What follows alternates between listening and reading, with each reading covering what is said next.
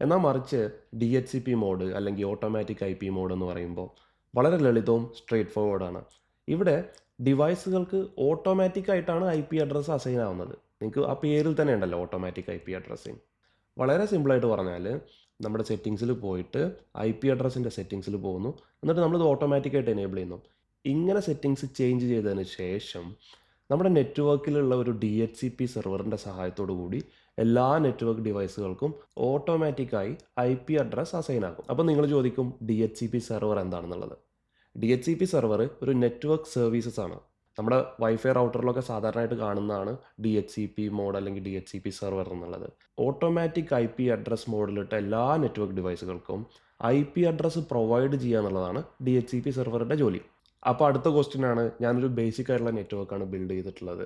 എൻ്റെ നെറ്റ്വർക്കിൽ DHCP server ഇല്ല അല്ലെങ്കിൽ ഒരു വയർലെസ് റൗട്ടർ ഇല്ല. അപ്പോൾ എൻ്റെ ഡിവൈസുകൾക്ക് ഇങ്ങനെ IP അഡ്രസ്സ് കിട്ടും. പേടിക്കേണ്ട, ഒരു നിശ്ചിത സമയത്തിനുള്ളിൽ DHCP സെർവറിൽ നിന്നും IP അഡ്രസ്സ് ലഭിച്ചില്ലെങ്കിൽ ആ നെറ്റ്വർക്ക് ഡിവൈസ് സ്വയം ഒരു IP അഡ്രസ്സ് സെലക്ട് ചെയ്യും. ആ IP അഡ്രസ്സിൻ്റെ പേരാണ് ലിങ്ക് ലോക്കൽ IP അഡ്രസ്സ്.